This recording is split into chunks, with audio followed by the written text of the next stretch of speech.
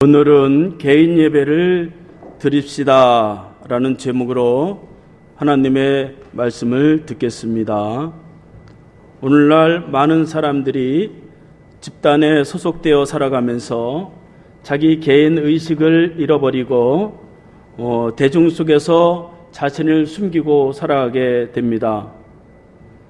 그러다 보니 개인 의식보다 대중 심리가 개인을 지배하게 되고 자신의 삶을 살지 못하고 자꾸 대중과 비교하면서 자신의 삶을 세워가지 못하는 경우들이 많이 있고, 개인의 의식보다 대중이 원하는 대로 감정과 바람에 휩쓸려서 자기를 잃어버리고 살아가게 됩니다.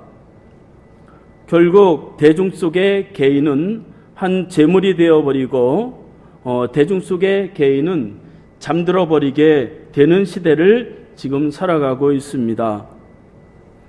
군중 심리학으로 유명한 프랑스의 심리학자 귀스타브 르봉이라고 하는 사람은 대중 속의 지도자가 되는 사람은 대중 속에서 자기 의식을 깨치고 자기를 지켜내면서 대중을 다스리는 자가 지도자가 된다고 주장을 했습니다. 일반적으로 많은 대중들은 생각 없이 터무니없는 사상에도 끌려가지만 지도자가 되는 사람은 이성과 판단과 의식으로 자기 행동을 결정한다라고 말씀하고 있습니다. 그만큼 한 개인이 대중에 휩쓸리지 않고 자기 의식을 가지고 살아가야 된다 하는 것이죠. 그러니까 신앙생활에 있어서도 다른 사람들과 조화를 이루고 함께 하는 것도 중요하지만, 그러나 각 개인의 신앙을 정립하는 것이 더 중요하다 하는 것입니다. 오늘날 많은 성도들이 수많은 군중 속에 묻혀서 개인적으로 하나님과의 만남이 없고 어쩔 수 없이 교회에 출석하거나 공동체에 참여함으로 인해서 그것으로 만족하면서 살아가는 것 같지만, 그 속에 보면 늘 불만이 가득하고 온전히 자기를 세워가지 못하고 그 영향으로 가정과 교회와 또 자기가 속해 있는 사회에서도 바르게 그 역할을 감당하지 못하게 되는 것을 볼 수가 있습니다. 결국 한 개인이 바로 서야 가정이나 교회나 사회나 국가도 바로 설 수 있게 된다 하는 것이지요. 왜냐하면 각 개인은 가정이든 사회든 교회든 국가이든 가장 그것을 이루는 기초가 되기 때문에 각 개인이 바로 서지 못하면 안 된다 하는 것이죠. 따라서 교회에서 예배를 드리는 것도, 공동체 예배가 모두가 함께 나와서 예배 드리는 것도 참 중요한 것이지요. 그러나 각 개인이 하나님과의 만남과 각 개인이 하나님과의 예배, 개인 예배가 바르게 세워져 있을 때에 공동체 예배가 살게 되고 또 역동적인 그러한 예배가 될 수 있다 하는 것입니다. 그래서 오늘은 우리가 이 공동체 예배 그럭저럭 드리는 것으로 만족하지 않고 개인 예배를 어떻게 드려야 하는지를 살펴보면서 저와 여러분들이 성공적인 하나님의 자녀로 세워지기를 바라겠습니다. 오늘 본문은 다니엘이 홀로 하나님께 기도하는 것과 하나님께 응답받는 그러한 내용이 나오고 있습니다. 다니엘은 그가 살던 시대는 격동기였어요.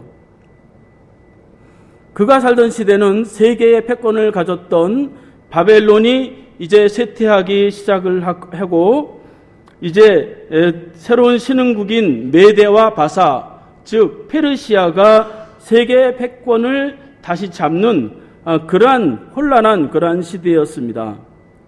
다니엘은 쇠퇴하는 바벨론의 총리로서, 마지막 총리로서 앞으로의 시대를 어떻게 알아야 될까 하는 것을 준비해야 됐고, 또 그걸 잘 준비함으로 인해서 새롭게 신흥국으로 떠오르는 페르시아에서도 총리로서의 그 직위를 얻는 것을 볼 수가 있습니다.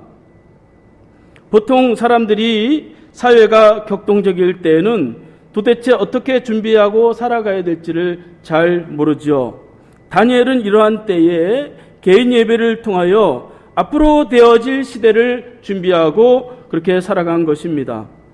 다니엘은 총리로서 아주 바쁜 사람이죠. 그럼에도 그는 규칙적으로 하나님께 개인적으로 예배를 드렸어요.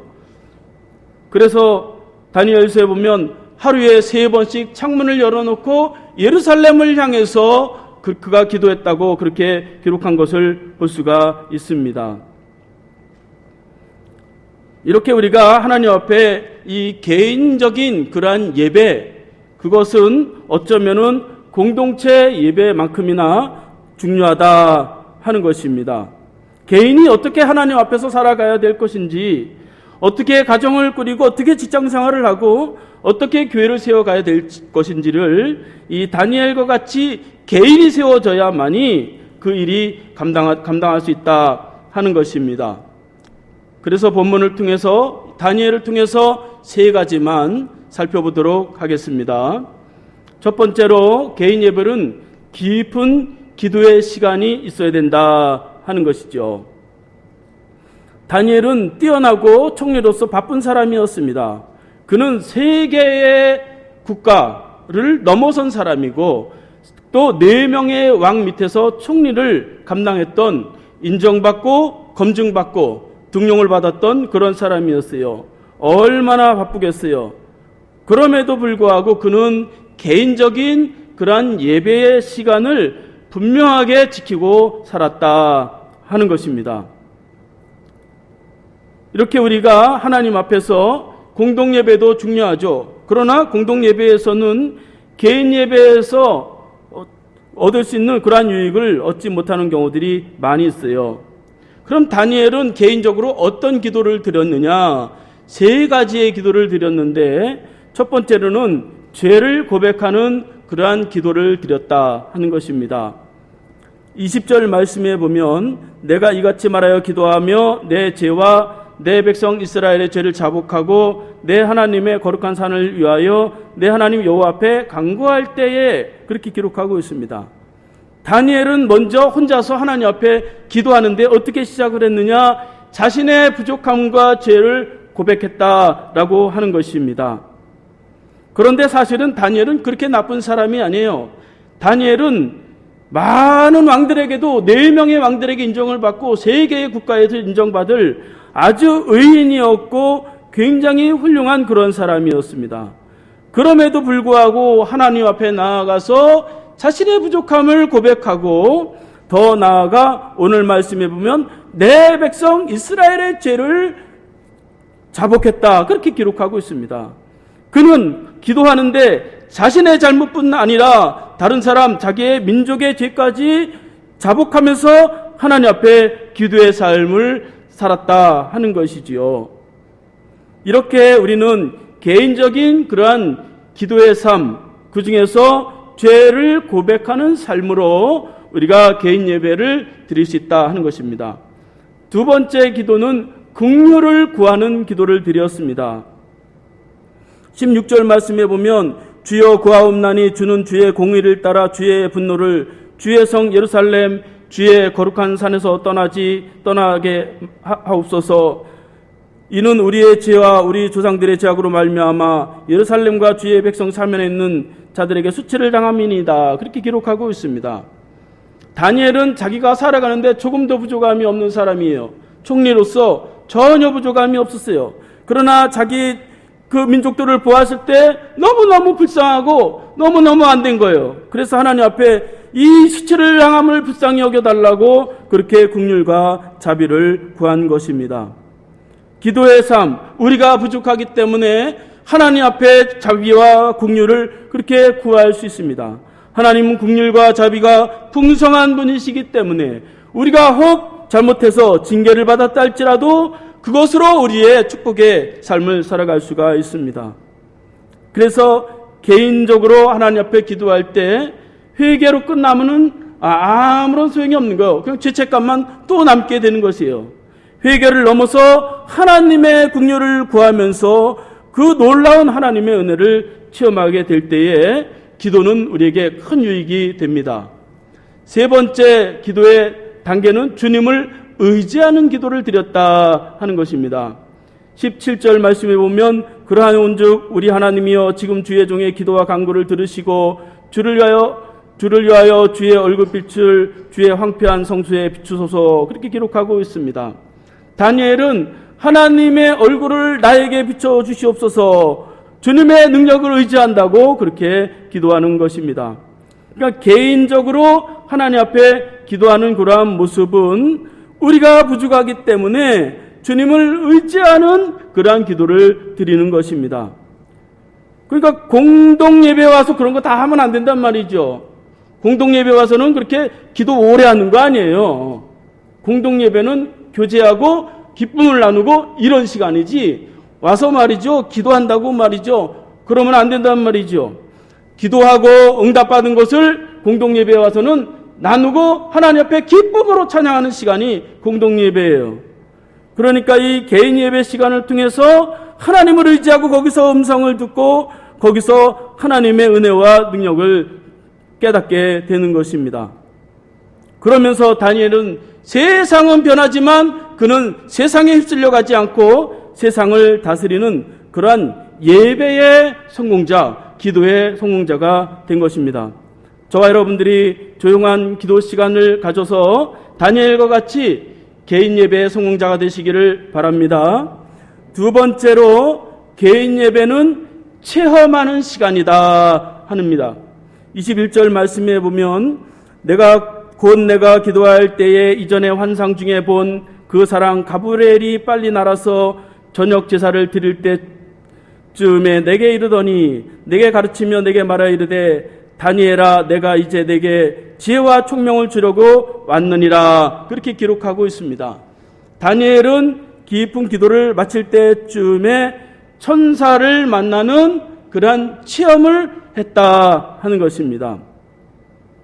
그는 자기의 죄를 자복하고 백성의 죄를 자복하고 긍휼을 구했을 때에 하나님께서 가브리엘 천사가 자기에게 천사를 보내주시는 것을 체험했다 하는 것이지요. 그래서 기도뿐 아니라 제사를 드릴 때 가브리엘 천사가 날아와서 나에게 왔다 하는 것을 체험했습니다. 그러니까 개인 예배는 때로는 그 예배를 통해서 환상을 보고 꿈도 꾸고 그러는 거예요. 다니엘은 말이죠. 개인적으로 하나님 앞에 환상을 보았습니다. 꿈을 꾸었어요. 비전을 보았습니다. 사자굴에 들어갔다 나오기도 하고 왕의 꿈을 해석할 수 있는 그런 지혜를 얻기도 한 것입니다. 그러니까 개인 예배는 기도만 하는 것을 넘어서 하나님이 살아계시다고 하는 그것을 체험하는 시간이란 말이죠. 그래서 공동예배에 와서 그런 거 체험하면 안 된단 말이죠. 너무 무리수를 둔단 말이죠. 요즘 성도들이 말이죠. 그냥 일주일 내내 그냥 가만히 있다가 목사님 설교 잘 듣고 어디 설교 잘했나 보자 그래가지고 아이고 아무런 기적도 없고 아무런 능력도 없네. 그러면서 판단하고 에이 다른 교회로 가야 되겠다. 그런 사람들이 수두룩해요. 공동예배는 그런 것이 아닙니다. 공동예배는 우리가 함께 즐거움을 나누고 조화를 이루면서 마음을 함께 모여서 드리는 것이기 때문에 개인이 그런 거를 체험하는 시간이 아니란 말이죠. 그래서 체험이라고 하는 건 극히 개인적인 거예요. 그래서 함께 환상을 보고 함께 기적을 체험하고 함께 놀라운 일들을 체험하는 게 굉장히 어려운 거예요. 그래서 개인 예배를 통해서 하나님 앞에 깊이 묵상할 때에 거기서 환상도 보고 기적도 보고 놀라운 능력도 체험하게 되는 것입니다. 그래서 자꾸 개인에게 체험을 강요할 수 없어요. 내가 간직하고 있으면 그것이 굉장한 보배가 되는 것이에요. 그래서 개인 예배는 이렇게 하나님 앞에 체험하는 시간이에요.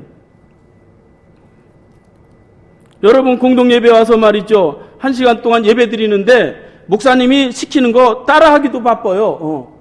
거기에 무슨 체험이 있겠습니까? 그 순서 따라가기도 지금 바쁜데. 그러니까 그거를 넘어서서 우리 개인이 하나님 앞에서 그것을 체험하도록 묵상하고 하나님을 만나는 그러한 개인 시간이 필요하다 하는 것입니다. 개인이 말이죠, 와서 하나님 앞에서 한 3시간 동안 울면서 한번 기도해 보세요. 놀라운 일들이 체험이 되는 것입니다. 방언도 하고 천국도 보고 그러는 거예요. 그런 거 아무것도 없이 그냥 일주일 내내 그냥 막 살다가 그냥 예배 한번 드렸는데, 에이 그런 거 어딨어, 아이 당장 살아가기도 바쁜데, 그렇게 말하는 거예요. 그런 사람들이. 신앙은 신비를 무시하지 않아요. 하나님 자체가 초월적인 분이 돼요. 그래서 초월적인 일들을 우리가 경험할 수 있습니다. 놀라운 일들을 경험할 수 있습니다.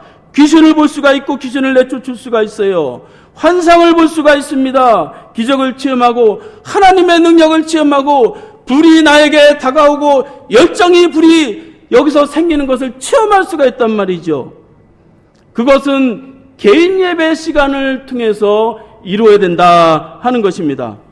자꾸 말이죠, 공동 예배 와서 말이죠, 에이 방언도 없고 환상도 없고 말이죠, 아이고 목사님 뭐 예언도 없고, 그건 안 되는 구조예요. 안 되는 구조. 그러니까 우리가 공동 예배는 그냥 이렇게 시간 드리고 형식적으로 드린다 이거고, 개인 예배 때 하나님 앞에 그런 것들을 다 체험해야 된다 하는 것입니다.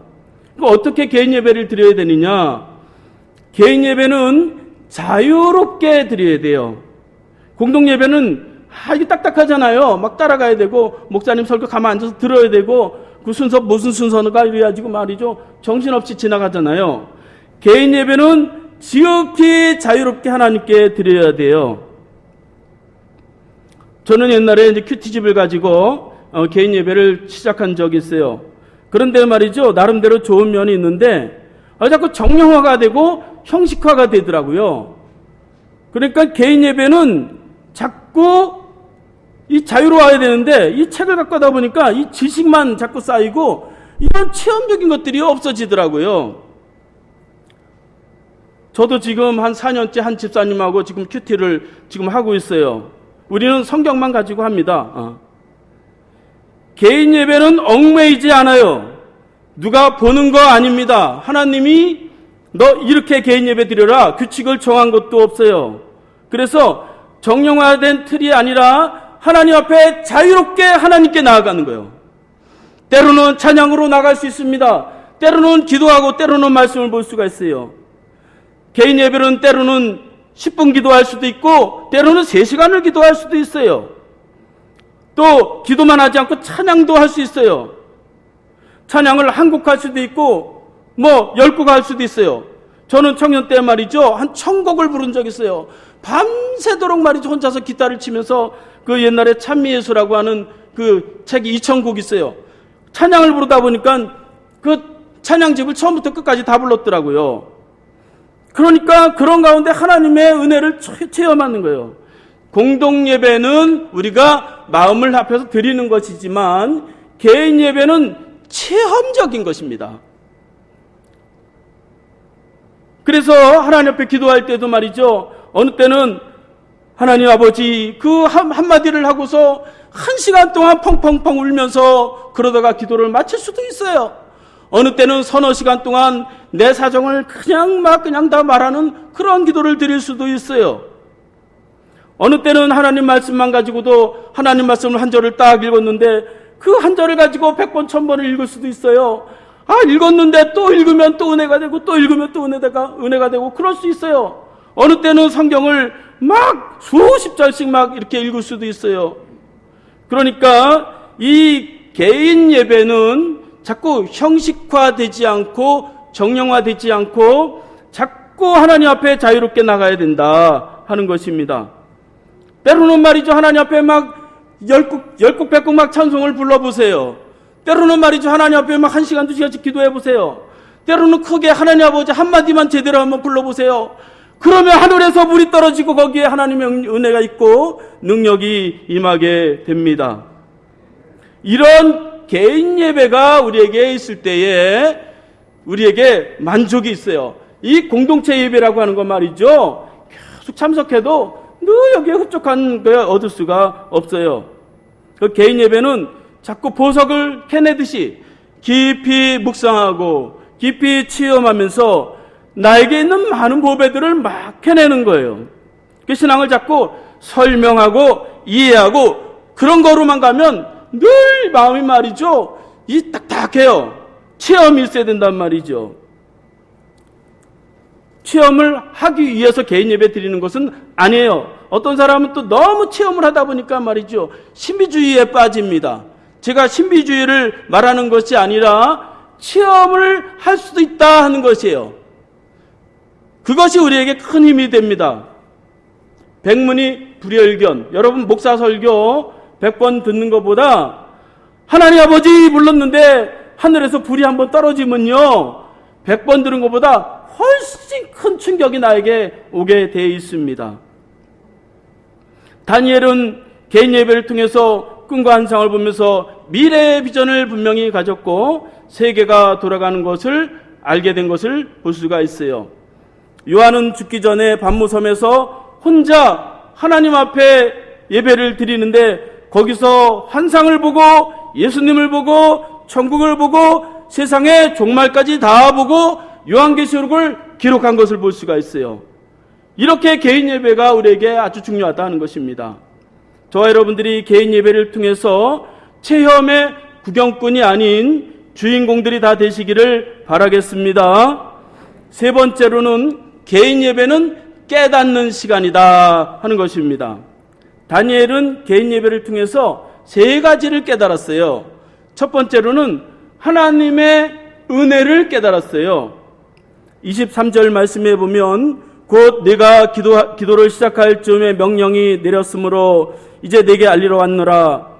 너는 크게 은총을 입은 자라. 그런즉 너는 이 일을 생각하고 그 환상을 깨달을지니라. 그렇게 기록하고 있습니다. 다니엘은 기도하는 가운데 음성을 들었는데 너는 은총을 받은 자니라. 그런 음성을 들었어요. 은총을 받았다고 하는 것은 은혜를 깨닫게 됐다 하는 것이에요. 그동안 하나님의 은혜였다는 것을 알게 되었어요. 물론 알고 있었지만 이제는 또 새롭게 하나님의 은총을 깨닫게 되는 것입니다. 그래서 자신이 얼마나 많은 축복을 받았는지, 얼마나 큰 숨은 능력이 있는지, 또 하나님이 무엇을 주셨는지를 개인 예배를 통해서 많이 깨달을 수가 있다 하는 것입니다. 신앙은 뭐냐? 신앙은 깨닫는 거예요. 깨닫는다고 하는 것은 마음에서 풀어지는 거예요. 머리에서 풀어지는 것이 아니라